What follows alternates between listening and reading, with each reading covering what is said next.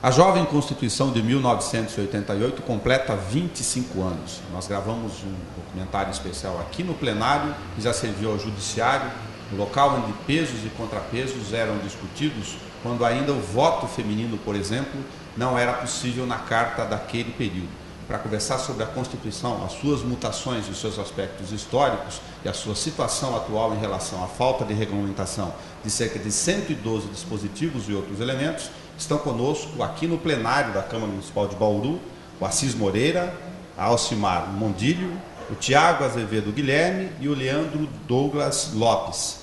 Os três são mestres em Direito Constitucional e a Alcimar é coordenadora da Comissão de Direitos e Prerrogativas da subseção da OAB Bauru. Obrigado por vocês terem emprestado um pouco do tempo. Obrigada pelo convite. Esse bate-papo sobre as questões de direito e cidadania que dizem respeito ao dia a dia. Já que a gente está falando em história, está aqui no plenário da Câmara, eu vou começar pelo Leandro, para a gente falar um pouco sobre as constituições anteriores, Leandro, sobre as questões de características, para que a gente possa chegar no conceito da atual que a gente discute ao final desse programa. A primeira Constituição do Brasil, ela remonta-se ao período imperial, foi uma Constituição outorgada e é também a Constituição que teve o maior período de vigência na nossa história. Foram 65 anos de vigência a Constituição de 1824. Além dos três poderes tradicionais que derivam aí da teoria de Montesquieu, que é o poder executivo, o legislativo e o poder judiciário, naquela ocasião instituiu-se o poder moderador, que era exercido pelo imperador, que detinha um certo equilíbrio sobre os demais poderes. Já numa fase derradeira do Brasil Império, quando os ideais propugnados eram a república e a liberdade, e as pessoas, de um modo geral, almejavam a participação política, aquela carta constitucional já não encontrava um espaço para que... E foi necessário uma reforma constitucional, sendo que isso ocorreu com o advento da Carta de 1861. Em 1861, é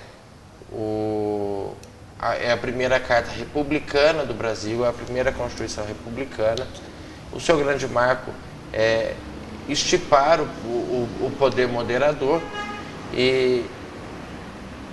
mas ainda assim, num cenário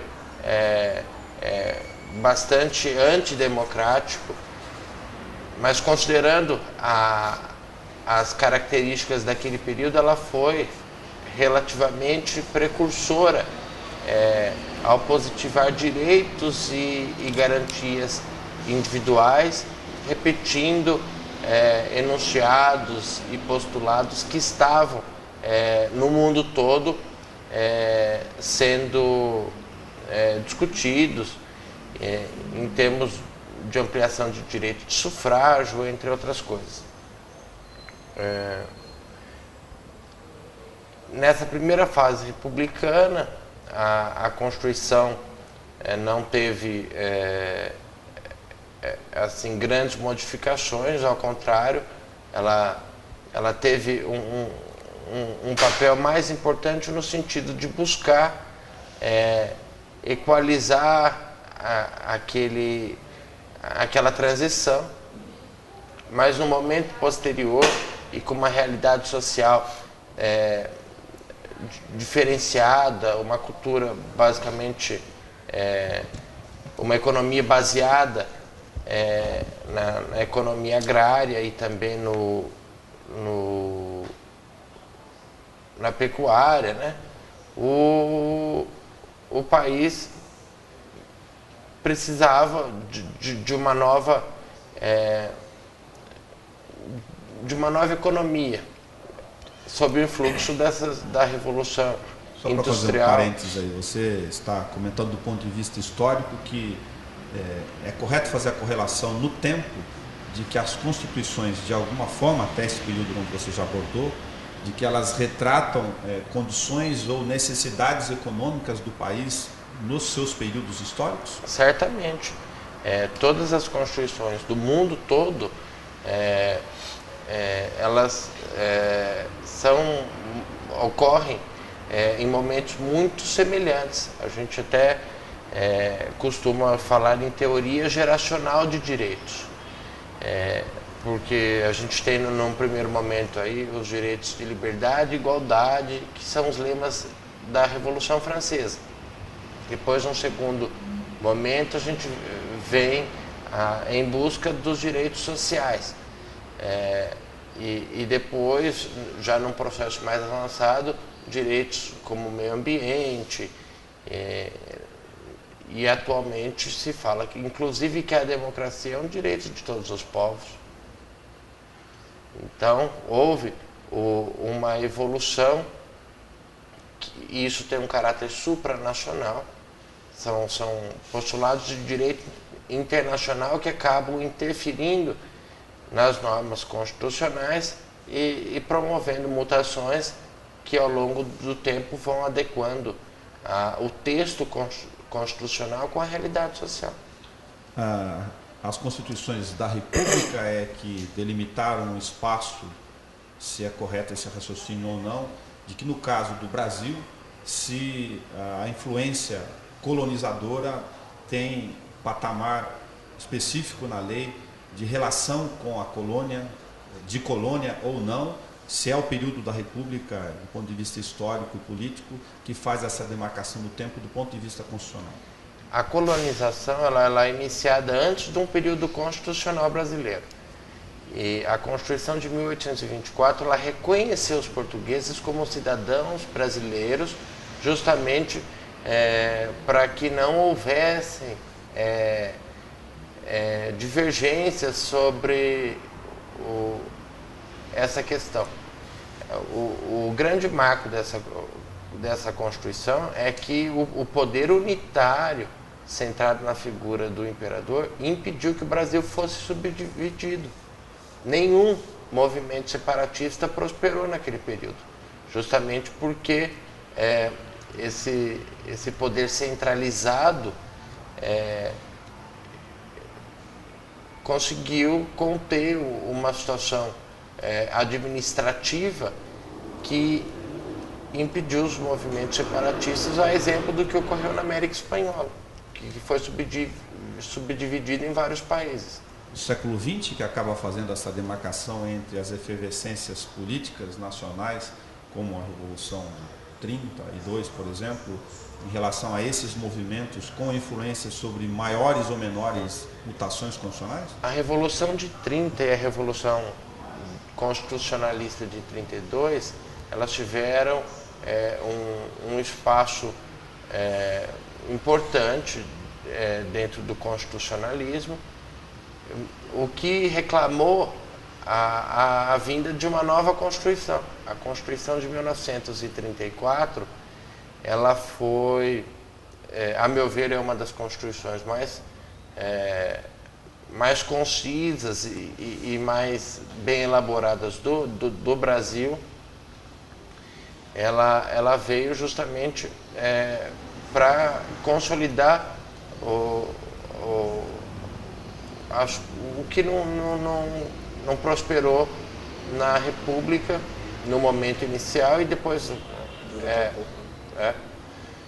a Constituição de 34 ela teve um curto período de vigência, que Vargas, que foi conduzido ao governo pelo voto indireto, em 1937 estabeleceu decretou estado de emergência e otorgou uma Constituição. Ele impôs à nação, mediante um golpe de Estado, uma Constituição redigida por Francisco Campos, que era um jurista. Ele, à época, foi apelidado, inclusive, de Chico Ciência, porque ele foi ministro da Saúde, ele foi ministro da Justiça, ele foi representante perante a Corte Interamericana, representava o Brasil. E Rubem Braga tem uma passagem, inclusive, que diz que toda vez que Francisco Campos acendia a luz, ocorria um curto-circuito nos processos democráticos. Então, em 1937, uma Constituição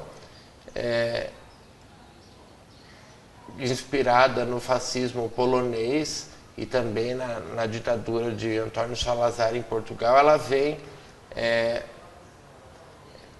estruturar a primeira ditadura militar vivificada no Brasil. E num contexto muito diferente, porque o Brasil, diferentemente dos países europeus, não tem esses elementos característicos de nazismo e do fascismo, mas contém elementos de um governo autoritário e ao mesmo tempo paternalista. Foi criado o DIP, o DASP, e direitos e garantias individuais foram abolidos, o direito de reunião, a imprensa foi censurada, uma série de situações sucederam, mas mesmo assim a população, o povo, gostava de Getúlio Vargas, de um modo que ele saiu do governo, foi deposto, isso já em 1945, e ele foi a seguir reeleito senador pelo Rio Grande do Sul e por São Paulo. O Estado Novo é o período de maior efervescência, então se a gente for fazer essa delimitação histórica que nós estamos comentando aqui, em função dessas transformações? O Estado Novo é um marco porque foi a primeira ditadura do Brasil, algo totalmente novo, sem precedentes históricos, sem algo que justificasse aquele momento político. No entanto, dizer que o Estado Novo é a representação de uma simbologia constitucional é um tanto equivocado. Eu acho que a Carta de 37 ela usurpou todos os outros poderes, sendo que o chefe do Estado, no caso o presidente, estava com muitas atribuições. O poder executivo se apropriou de todas as atribuições do poder legislativo e também do poder judiciário. Só para fazer um pulo histórico, para uma ponte na Carta de 88, é uma reclamação, por exemplo, em relação à questão de concentração de poderes nas mãos do Executivo Federal, em detrimento até aos outros executivos, os estaduais e os municipais, da Carta de 88. É cabível, na visão de vocês, até poder partilhar um pouco essa relação histórica entre os problemas ou os defeitos da Carta de 37 com essa reclamação em relação à Carta atual, que completa 25 anos? Bom, primeiro, bom dia, obrigado.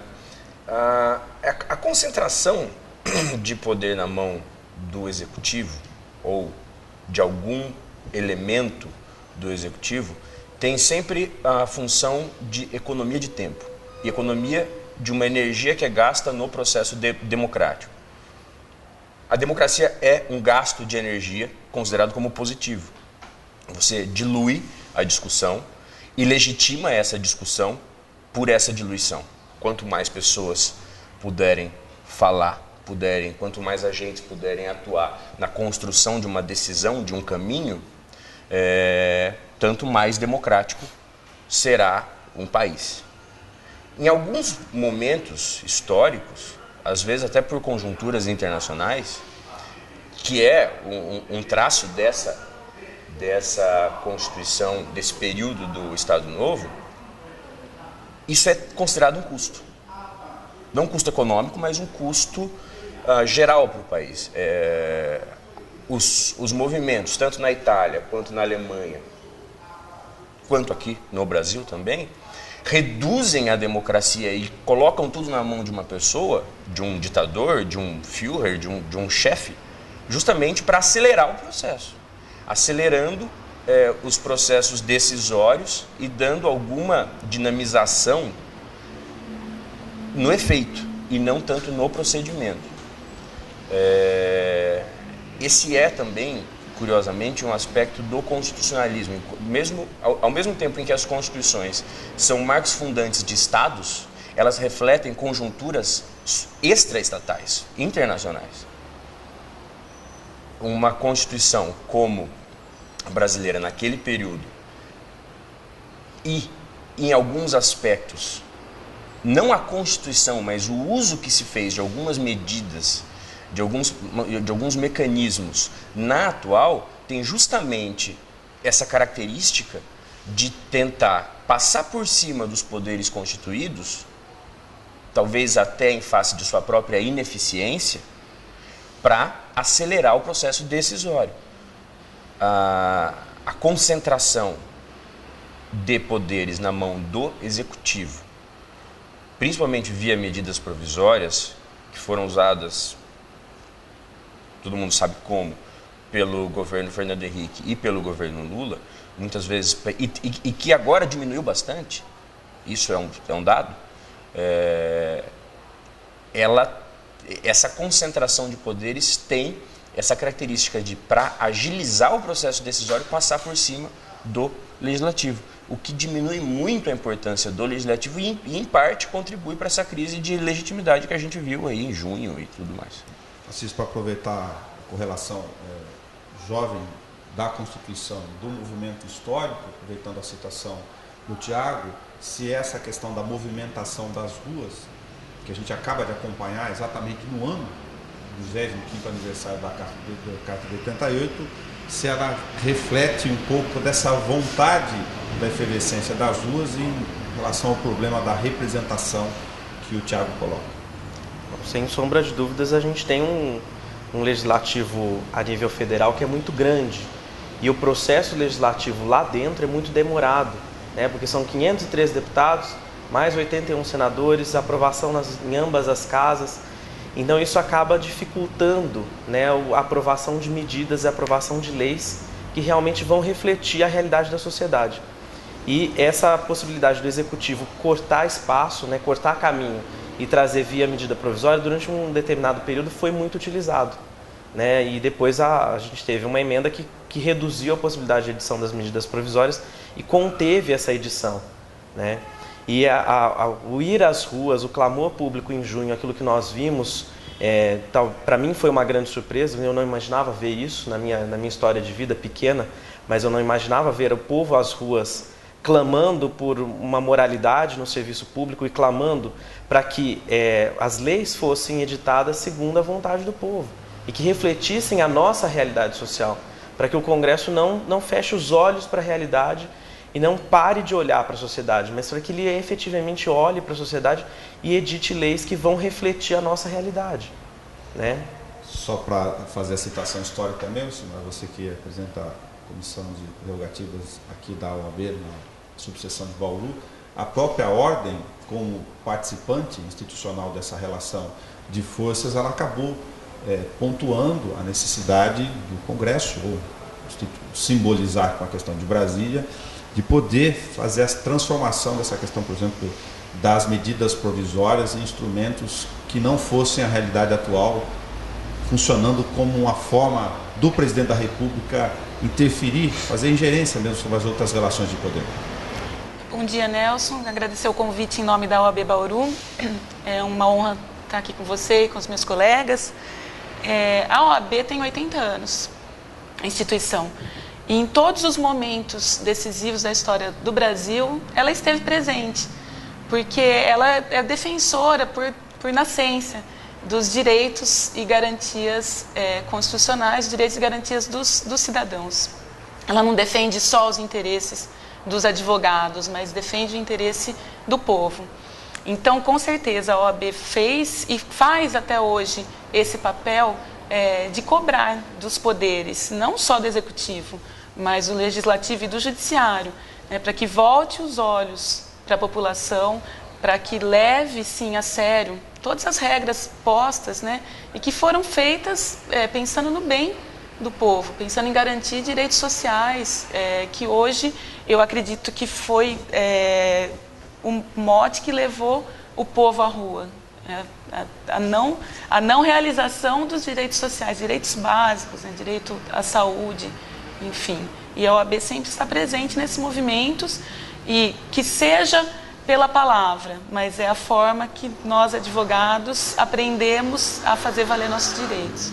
Para fechar esse raciocínio do recorte, Leandro, se depois da segunda metade do século, pulando para depois da Constituição de 46, já se nessa relação entre o poder final do Estado Novo e depois a experiência com a ditadura, se nós tivemos outro momento do ponto de vista constitucional que acabou consolidando depois as manifestações e reações populares e da sociedade para chegar na Carta de 88, como é que você vê esse vácuo do tempo da segunda metade do século? A insurgência do povo, desde sempre, é um mecanismo infalível para a mutação não só constitucional, mas de uma mutação política. Uhum. A Constituição de 1946, assim como a de 67, elas também foram fruto de uma política com vistas populares. Ninguém consegue se perpetrar no poder se não tiver o apoio, né? Ao menos da maioria do povo ou de quem os domina.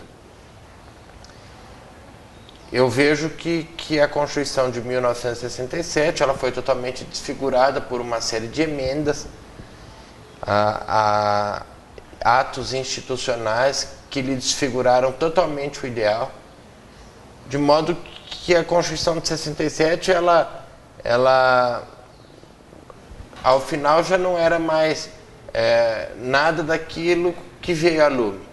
Era um produto totalmente diverso. E a emenda constitucional número 1 de 1969, entendido por muitos como uma nova Constituição, ela alterou sobremaneira a questão das liberdades individuais e dos direitos políticos, o direito de sufrágio, e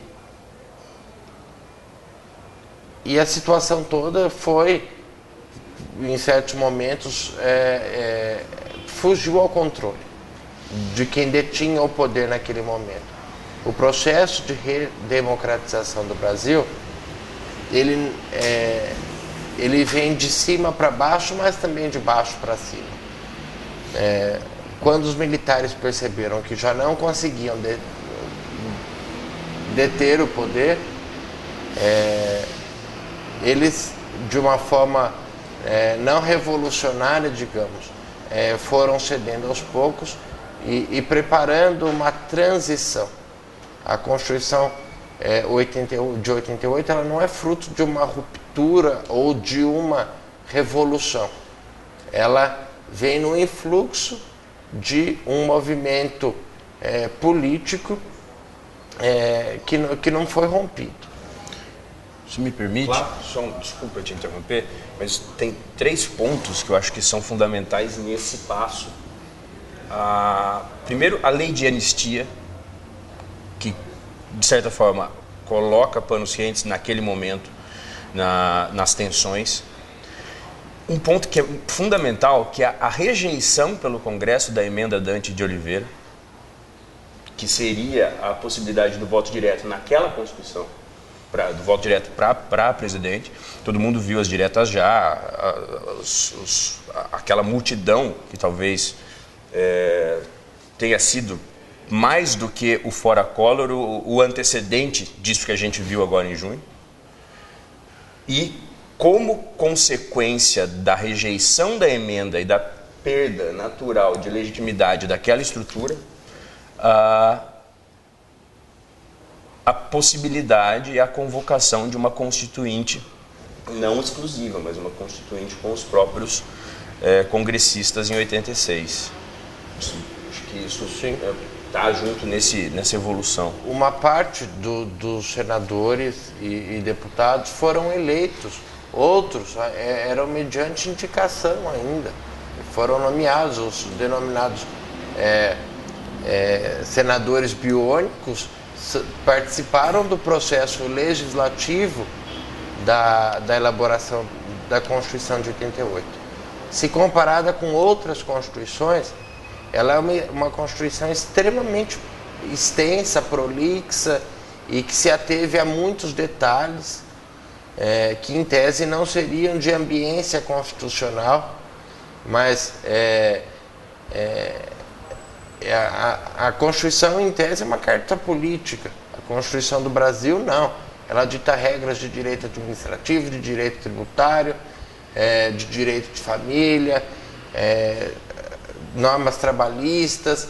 Então, ela é um compêndio de toda a legislação e ela determina que o legislador ordinário venha de forma complementar, regulamentar uma série de questões, o que em 25 anos ainda não foi possível. Seja pela letargia do andamento dos processos dentro do sistema bicameral, como disse o Assis, ou seja porque a sociedade brasileira não está preparada para discutir alguns temas, como, por exemplo, a reforma agrária. Eu vou aproveitar a questão dos dispositivos constitucionais que acabaram não sendo regulamentados no tempo.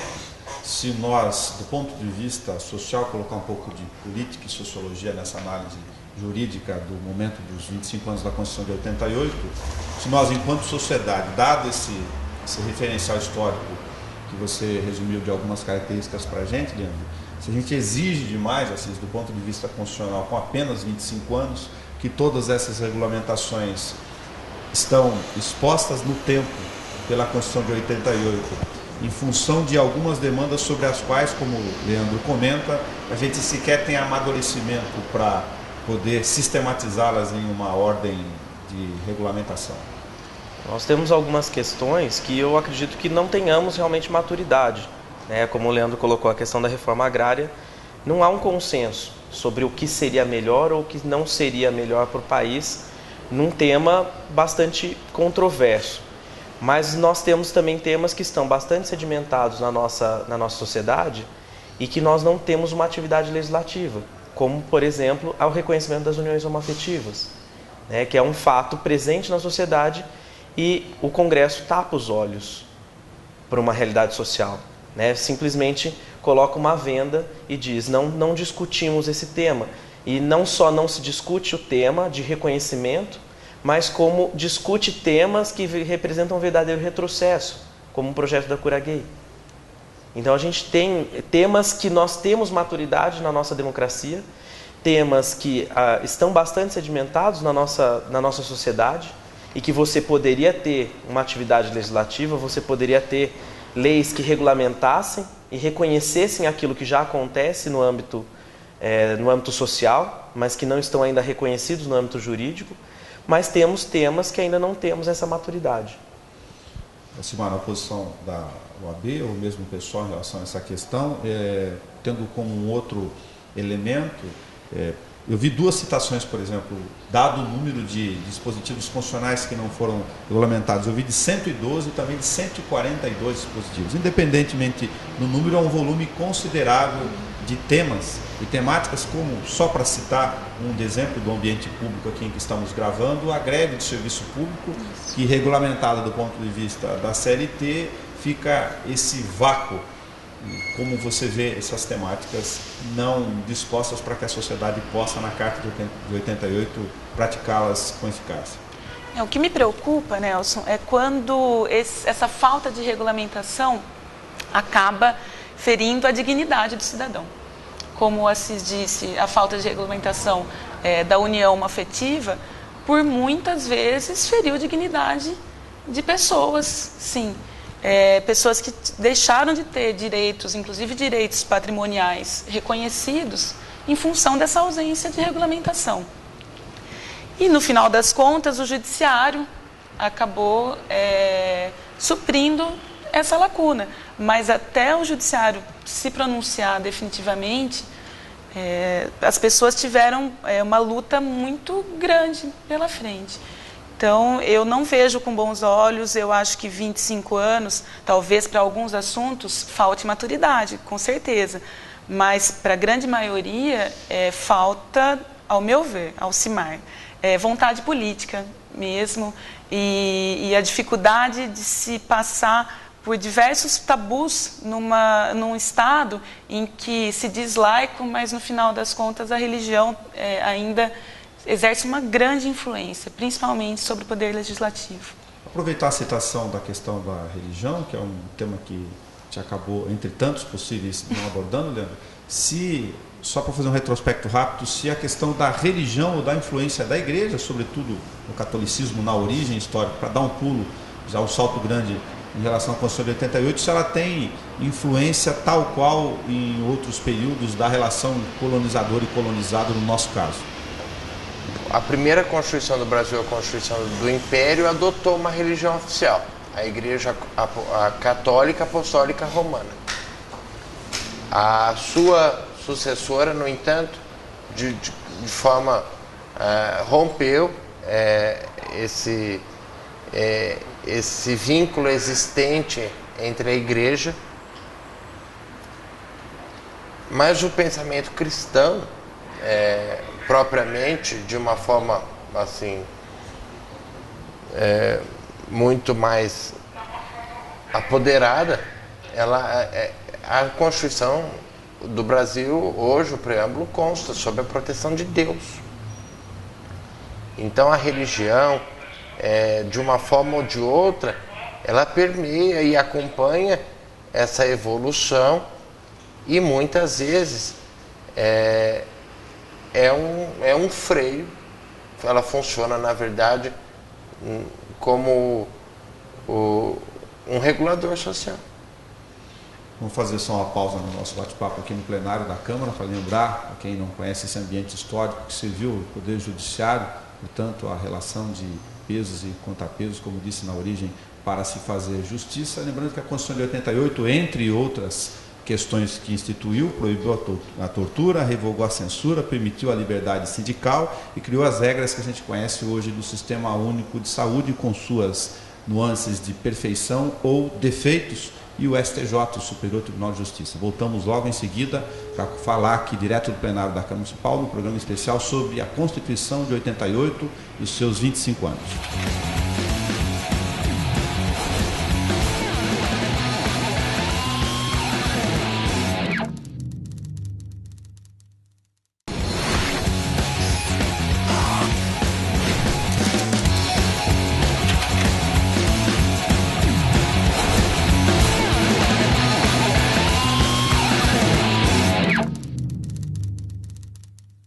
Estamos de volta, direto do plenário da Câmara Municipal de Bauru, no ambiente judiciário, que serviu inclusive essas madeiras históricas aqui, é um ambiente da balança que tem aqui atrás de nós, para simbologia da Constituição de 88, também para demarcar no tempo essas relações das transformações sociais a partir da Carta Constitucional.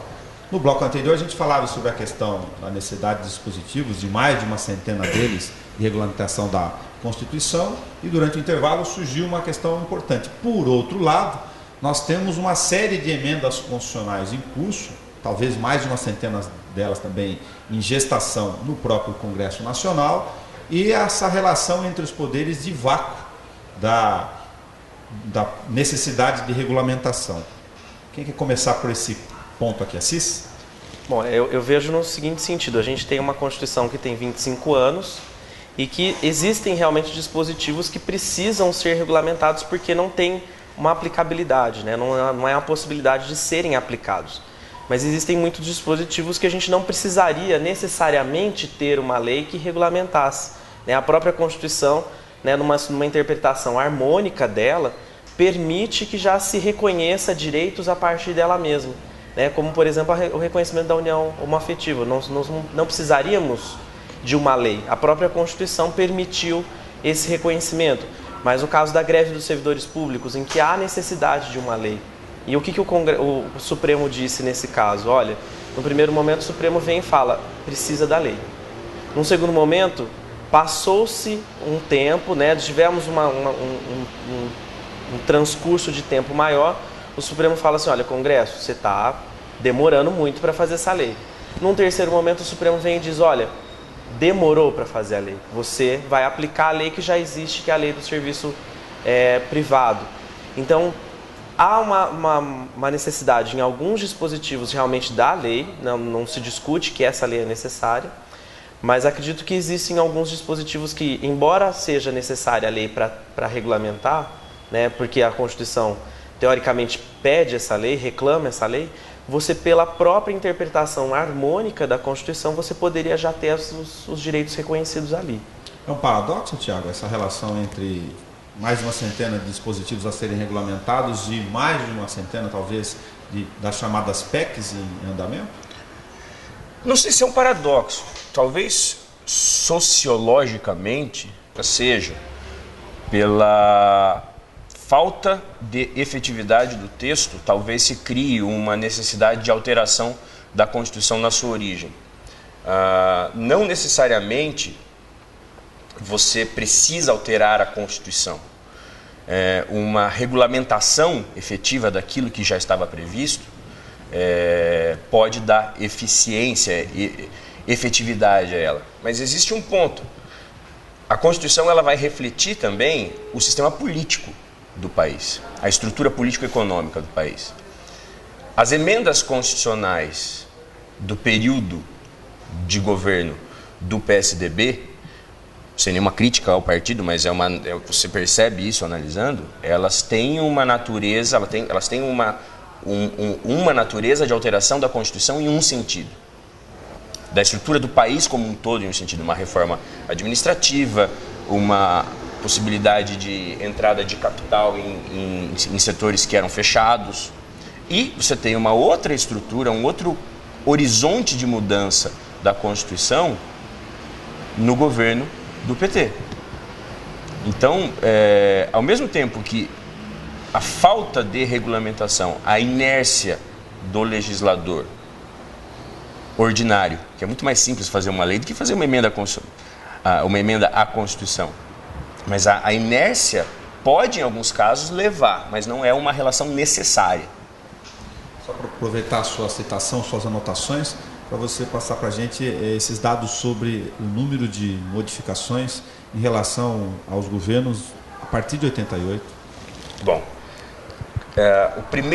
as três primeiras são ainda no governo Collor e, se eu puder mencionar aqui algumas pontuais que eu separei, a do plebiscito, a de 92, a emenda constitucional 2 de 92, que antecipou o plebiscito em um ano, se não me engano,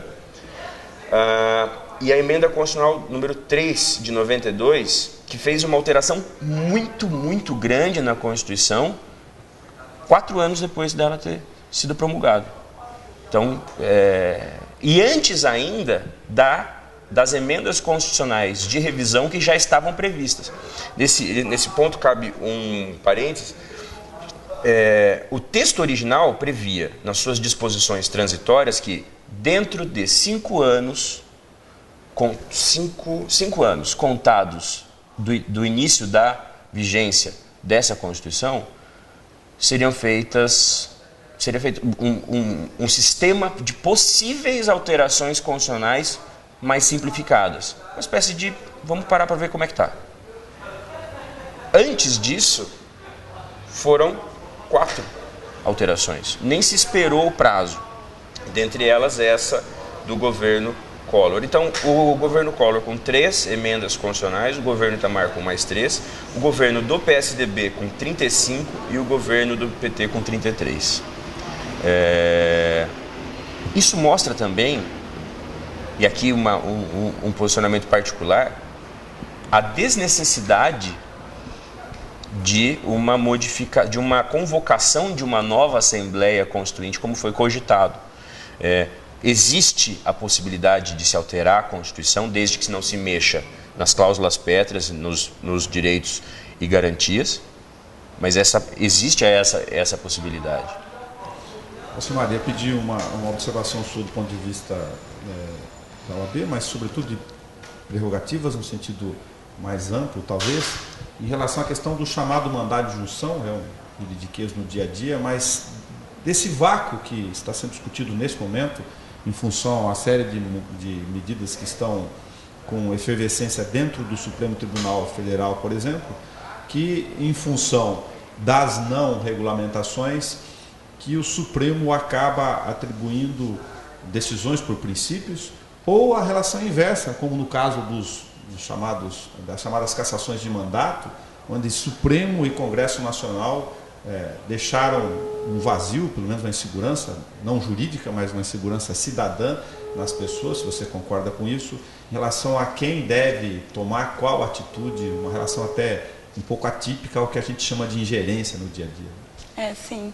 Ficou realmente, talvez até nesse caso do deputado Donadon, a impressão que deu foi que o Congresso tomou uma decisão política principalmente para proteger um colega, e o STF foi obrigado, talvez até pelo clamor público, a população está muito atenta ao que está acontecendo no país, acabou decidindo que ele perderia o mandato. Há uma certa ingerência entre os poderes, que não deveria acontecer, mas, por outro lado, eu acabo vendo com bons olhos que haja essa ingerência em determinadas situações, porque se faz justiça mesmo. Talvez a moralidade que a população vem reclamando só seja alcançada dessa maneira. O mandado de injunção é uma possibilidade, mas em situações pontuais é um procedimento que também demandaria tempo, e até se regulamentar determinadas situações, já haveria até a perda do objeto. Não me vem agora um exemplo concreto, mas se a gente esperar pelo julgamento de mérito do mandado de injunção, talvez já se perca o direito, se perca o objeto da ação. Duas questões relacionadas, Leandro, ao chamado processo do mensalão, chamada ação penal 470. Se você concorda, para algumas correntes jurídicas, independentemente do clamor popular e todo o sentimento natural que envolve questão de cidadania, em função de ser análise de um caso atípico na história, apesar do despeito da discussão de corrupção, mas sendo um pouco mais sistematizado aqui, aproveitando o seu estudo em relação à questão constitucional, se, por exemplo, o ambiente da discussão da teoria do domínio do fato, se do ponto de vista histórico, olhando para as outras constituições que você estudou e comentou conosco no primeiro bloco, se o tempo vai acabar demarcando que é uma temática que vai estabelecer ou não discussões de paradigmas em função do que aconteceu, ou se ela foi apropriada num ambiente mais político, essa teoria, para a discussão de um caso tão emblemático como o mensalão. Nelson, sinceramente, eu tenho uma preocupação muito grande no sentido de que, se a princípio houve uma judicialização da política, hoje nós estamos vivenciando uma politização da justiça. Isso é algo muito preocupante, considerando que ministros do Supremo Tribunal Federal nem sempre votam consubstanciados na Constituição, na lei ou no interesse público, mas se valem de entendimentos diversos para estruturar ou albergar uma situação política que precisa ser contornada. Isso remete a uma preocupação desde a formação do Supremo Tribunal Federal.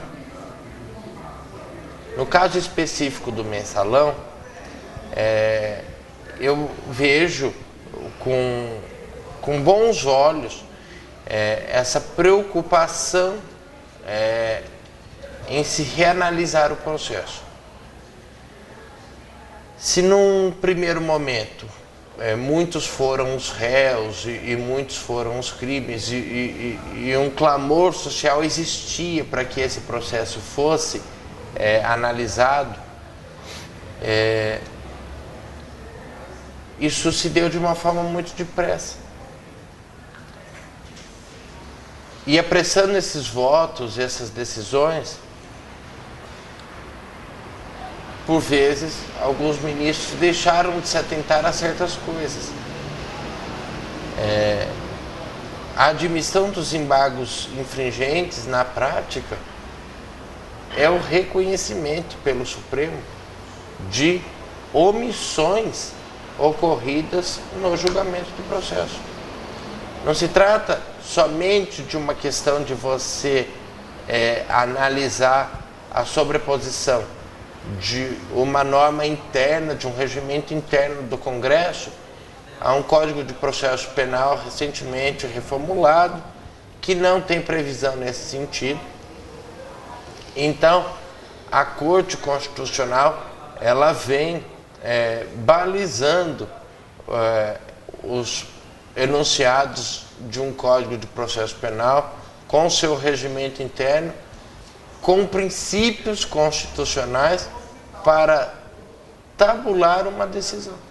Vou fazer um empréstimo da relação social com o dia a dia das pessoas, num ambiente, eu me imagino você como professor de direito constitucional conversando sobre técnica, né? E se o julgamento ele deve prevalecer sobre as questões mais técnicas, com todo o dinamismo que as interpretações podem caber, no horizonte onde tinha a pressão popular e essa crítica de que o Supremo, em nome da questão do que vem das ruas, acabou praticando ou não o chamado ativismo político, até em detrimento à norma técnica. Eu imagino isso dentro da sala de aula, como se sobrepõe daquilo que vocês estão acostumados a transferir de informação na formação dos próximos operadores de direito.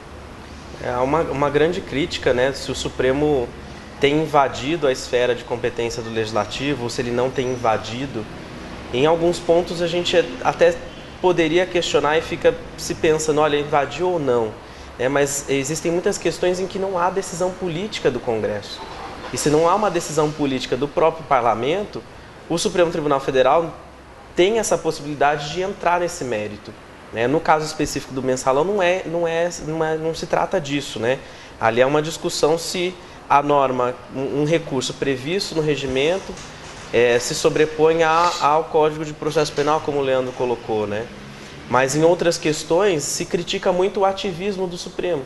E aí a gente volta naquilo que nós falávamos anteriormente, na falta de legitimidade no parlamento, né? Se não temos legitimidade no parlamento, que é ineficiente, acaba se permitindo que o Supremo Tribunal Federal, aqui, exercendo a sua função contra-majoritária, venha se manifestar e venha estabelecer regras sociais e venha regrar ao convívio em sociedade, venha trazer algumas determinações.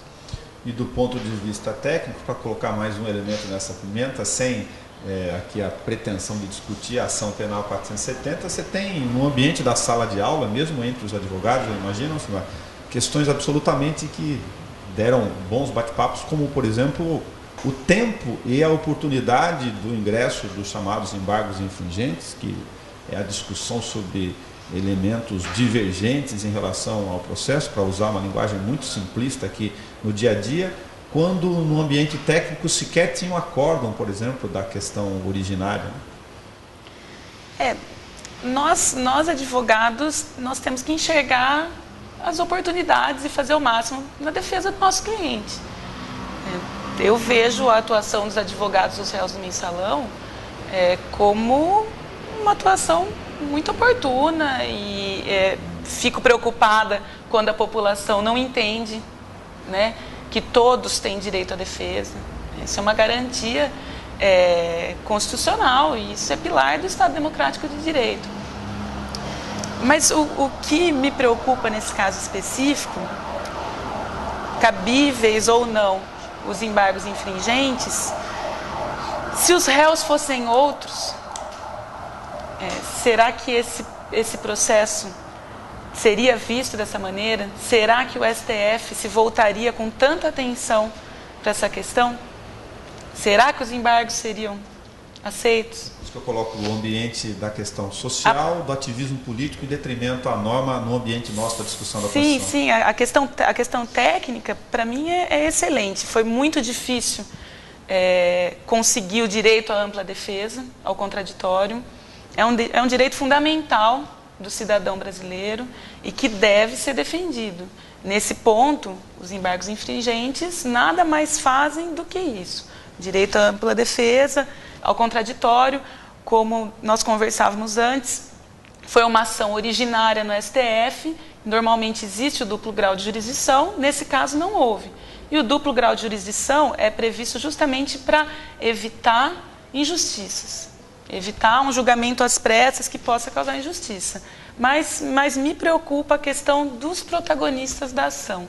Se não seria diferente se nós fôssemos os réus. E para aí, Tiago, para a gente não ficar muito na ação penal 470, apesar da natural eloquência e força que ela traz sobre o nosso momento aqui da conversação sobre a Constituição de 88, se então, do ponto de vista institucional, agora pegando o gancho da Constituição de 88, com seus 25 anos, para não perdê-los de vista, se essas relações de poder, inclusive do Supremo Tribunal Federal, eu comentei no outro bloco aqui, a criação do Superior Tribunal de Justiça, a gente perde referência sobre quão novos são alguns desses institutos, né, e institucionais também, criados pela Carta, se nós temos, pelos próximos 25 anos, que aprendê-los a sedimentá-los ou não. Ou se isso é próprio do momento dessa discussão tão nova que se chama redemocratização.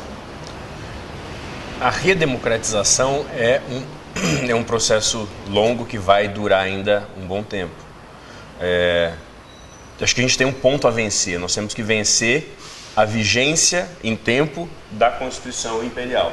Quando a gente tiver 65 anos de Constituição, a gente pensa em talvez mudar alguma coisa. Lógico, com exceção das emendas que têm a sua previsão para isso. Os tribunais, eles têm dois pontos que são, da ótica da filosofia do direito, vamos dizer assim, eles têm dois pontos que são pontos de tensão. Primeiro, um tribunal, ele precisa ser legítimo. Aquele que é julgado por um tribunal, ou a sociedade, precisa conferir àquele tribunal ou àquele juiz a posição de um julgador legítimo para que ele possa julgar ao indivíduo e aos seus pares. Portanto, o elemento legitimidade social do tribunal, ele tem que ser considerado. Isso na ação penal 470 e no STF em geral, para fugir dela, foi pontuado principalmente numa discussão travada entre o ministro Marco Aurélio e o ministro... Joaquim Barbosa. Não, o que entrou agora, desculpa, me fugiu, o Barroso. E a discussão foi, o Marco Aurélio virou, você tem que ouvir as ruas, a expressão era essa, considere as ruas, considere que você tem uma grande responsabilidade, que nós temos que considerar a pressão das ruas pela própria legitimidade do tribunal. Ele usou as palavras dele. Enquanto que a outra análise não, mas nós temos que ser técnicos. O ponto que vem à tona é, qual que é o limite? Até que ponto a tecnicidade vai e até que ponto, para que não se perda a legitimidade do tribunal e aí sim se gere um caos social, que é o caos que pode acontecer se o judiciário perder a sua legitimidade, até que ponto vale, não vale a pena, mas até que ponto se deve seguir julgando só tecnicamente? Eu não tenho resposta para isso, é difícil que alguém tenha, mas isso é um ponto que deve ser sempre considerado, não só a tecnicidade, mas também a legitimidade. São dois pontos que se encontram. Muitas vezes você se torna legítimo enquanto técnico, mas às vezes não. Isso é um ponto, uma provocação mesmo. para agradecer a presença de vocês, fazer a última rodada do nosso bate-papo aqui sobre a Constituição de 88 e agradecer ao Assis Moreira e colocar como a última questão, os quatro poderem fazer as suas observações e os cumprimentos. Se vale o apelido, então, de Constituição Cidadã, ou se eu estou usando até o jargão errado, não é apelido, não, é marca mesmo, no tempo.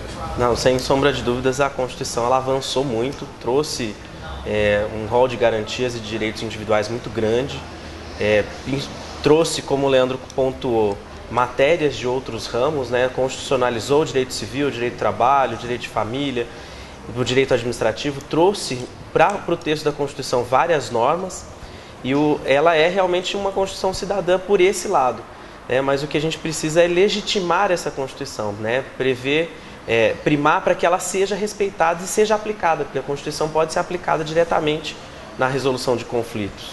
Então, primar para que isso efetivamente aconteça na sociedade. Alcimar Mundilho, da OAB, obrigado por sua presença aqui. Eu que agradeço o convite. De que Constituição nós estamos falando, então, com apenas os seus 25 anos? Eu entendo que é, sim, uma Constituição cidadã. A sua aplicação que talvez ainda não seja. Mas o texto, sem dúvida, a Constituição é cidadã, prevê direitos importantíssimos, imprescindíveis para o cidadão brasileiro. Tiago Azevedo, Guilherme, obrigado por sua presença aqui. Eu que agradeço. Concordo com a Alcimar.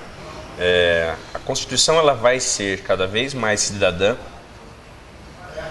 quanto mais forem cidadãos o Judiciário, o Legislativo, o Executivo, os aplicadores da Constituição, não só o Judiciário, mas aqueles que fazem cumprir a Constituição precisam ser também. Acho que é isso. Leandro Douglas Lopes, obrigado. Nelson, eu agradeço a participação e vou encerrar a minha fala dizendo que o deputado Ulisses Guimarães, quando entregou a Constituição de 88 à nação e a denominou cidadã, ele certamente estava fazendo uma previsão dos bons frutos que essa Constituição cidadã permitiria que a nação colhesse. Eu acredito que o Brasil passa por um momento importante de consolidação da democracia. Os direitos políticos estão assentados, o sufrágio é universal. Isso só ocorreu em 1988. Antes disso, a gente tinha resquícios de sufrágio censitário, de sufrágio capacitário, o que é inadmissível na acepção moderna de uma democracia. Porque quanto mais pessoas participam do corpo político do Estado, maior será a repercussão da vontade geral que vai se imprimir nas atitudes do próprio Estado. Então, denominar a Constituição cidadã é chamar o cidadão à participação, não só pelo voto, mas pelas iniciativas populares, pela participação nos plebiscitos e referendos. Muitas pessoas criticam a obrigatoriedade do voto no Brasil, mas eu entendo que até que haja uma consolidação de um processo democrático reiniciado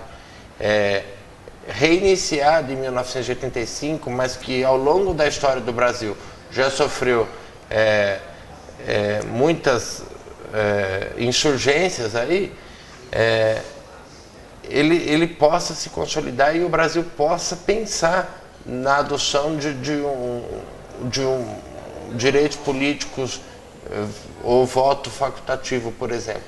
Então eu acho que tudo isso está a instrumentar uma Constituição que é relativamente jovem, mas que nesses 25 anos já conseguiu, por ser principiológica, por ter aplicabilidade imediata, por reconhecer a eficácia dos tratados internacionais, especialmente aqueles que versam sobre direitos humanos. Então, eu acho que a Constituição tem cumprido o seu papel e resta ao cidadão, não somente a classe política e não somente aqueles investidos nos poderes constituídos, seja o legislativo, o executivo ou o judiciário, mas efetivamente promover essa participação para que o nosso Brasil seja um país cidadão. Muito obrigado. Nós discutimos aqui direto no plenário da Câmara Municipal os 25 anos da Constituição de 88, talvez como recado da simbologia final, fique que o cidadão não fique assistindo o jogo somente da arquibancada. Participe, então o conceito de Constituição Cidadã poderá ser praticado em maior efervescência e amplitude social nas ruas, todos os dias, nas garantias, nos direitos e também nas obrigações. Até o nosso próximo programa.